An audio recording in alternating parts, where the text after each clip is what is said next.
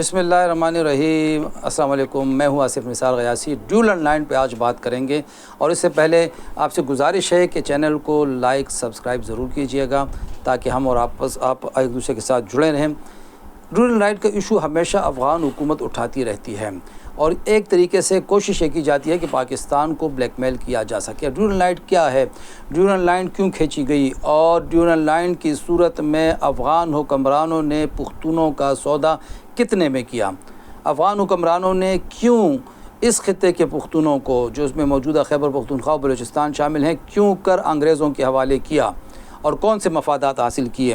اور آج واقعی کیا اس کو ڈیول آن لائن کہنا چاہیے؟ نہیں، یہ پاک افغان سرحد ہے، مسلمہ سرحد ہے، تسلیم شدہ سرحد ہے، برقرار سرحد ہے، اور یہ ہمیشہ سرحد رہے گی۔ 1893 کا دور ہے اور افغانستان پہ حکومت ہے امیر عبدالرحمن کی۔ ان دنوں سرحدی تنازعات ہوتے تھے، حد بندی کا کوئی واضح طریقہ کار نہیں تھا، کون سی حد ہے، کہاں پہ حد ہے۔ انگریزوں کے ساتھ جب جنگ ہوئی تو پختونوں کو کابل کے حکمرانوں نے تنہا چھوڑ دیا تھا۔ سکھوں کے ساتھ جب جنگ ہوئی پختونوں کی، تب بھی کابل کے حکمرانوں نے پختونوں کو تنہا چھوڑ دیا تھا۔ جب انگریز آئے تو انہوں نے ڈپلومیسی اختیار کرتے ہوئے کابل کے حکمران کے ساتھ معاہدہ کرنے کا فیصلہ کیا۔ چنانچہ فیصلہ یہ ہوا کہ چونکہ سرحدوں پر اعتراضات ہوتے رہتے ہیں، سرحدی خلاف ورزیاں ہو رہی ہیں، لہٰذا ایک مستقل کمیشن بناتے ہیں اور یہ مسئلہ ہمیشہ کے لیے طے کرتے ہیں۔ اس کے پریمبل میں، اس معاہدے کے اس سمجھوتے کی پریمبل میں لکھا گیا ہے کہ اس کا مقصد صرف اور صرف معاملے کو خوش اسلوبی سے طے کرنا ہے۔ اب اس معاہدے کی پہلی شق دیکھیں، اس میں کہا گیا ہے کہ اس کے معاہدے کی روشنی میں جو نقشہ بنے گا وہ افغانستان کے مشرقی اور جنوبی سرحدوں یعنی واخان سے لے کر ایران تک کی سرحدوں کا تعین کرے گا۔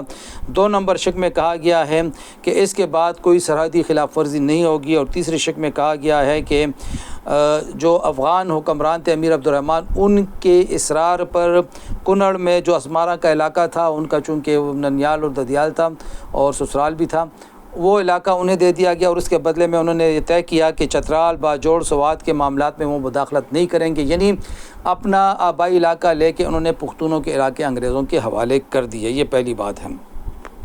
معاہدہ کا فیصلہ ہوا کہ یہ 12 نومبر سے نافذ ہوگا، اور اس معاہدے کے بعد انگریز سرکار نے افغان حکمران کا وظیفہ، جو ان کا وظیفہ تھا سالانہ، وہ 12 لاکھ روپے سے بڑھا کے 18 لاکھ روپے کر دیا، یعنی 6 لاکھ روپے میں اس پورے خطے کا امیر عبدالرحمن نے سودا کر دیا تھا اور پختونوں کو انگریزوں کے آگے پھینک دیا تھا۔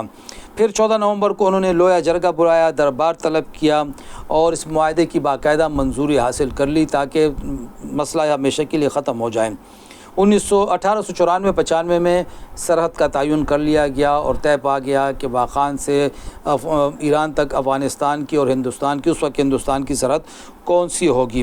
ان کی وفات کے بعد ان کے فرزند حبیب اللہ خان حکمران بنے، تو اس دور میں بھی یہ بات ہے 21 مارچ 1905 کو برطانوی نمائندے سر لوئی ڈین اور حبیب اللہ خان کے درمیان ایک معاہدہ طے پاتا ہے، جس میں امداد اور راہداری کی بحالی کے ساتھ ساتھ یہ بھی طے پایا کہ امیر حبیب اللہ خان اپنے والد کے تمام معاہدات کی پابندی کریں گے، یعنی ڈیول آن لائن معاہدہ جو تھا وہ برقرار پا گیا۔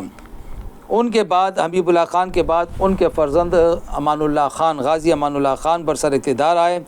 ان کے دور میں کچھ اعتراضات ہوئے اس معاہدے پہ، پھر انگریزوں کے ساتھ جنگ ہوئی۔